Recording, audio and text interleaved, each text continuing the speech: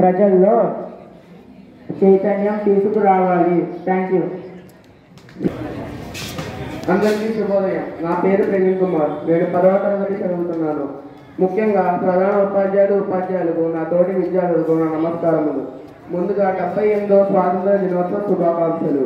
ఈరోజు మన భారతీయులందరికీ ఒక పండుగ దినం. ఈరోజు మన భారతదేశాన్ని 200 సంవత్సరాలుగా పరిపాలించిన బ్రిటిష్ వారు వదిలి వెళ్ళిన రోజు. మన భారతదేశానికి ఉన్న సంఖ్యలు పెంచుకొని మన భారతదేశం ఒక స్వతంత్ర దేశంగా అవతరించిన రోజు. ముఖ్యంగా మన భారతదేశం ఒక ప్రత్యేకత, భిన్నత్వం, ఏకత్వం గురించి చెప్తాను.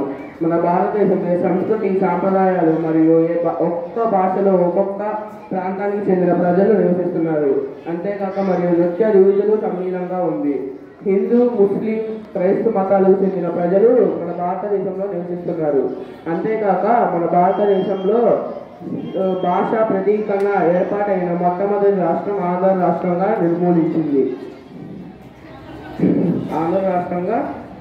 పేరు పొందింది. 1953లో కర్నూలు రాజధానిగా ఆంధ్ర రాష్ట్రం ఏర్పాటయ్యింది. 1956లో తెలంగాణలో ఉన్న హైదరాబాద్ ఊరుకు రాజధానిగా ఆంధ్రప్రదేశ్ ఏర్పాటయ్యింది.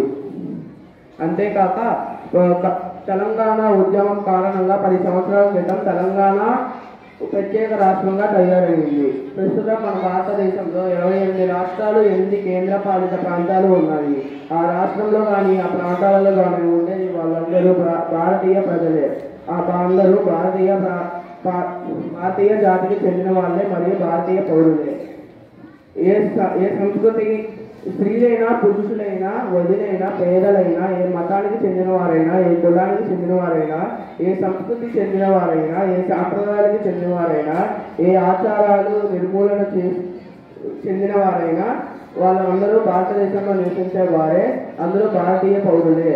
ఇదే భిన్నత్వంలో ఏకత్వం. Thank you.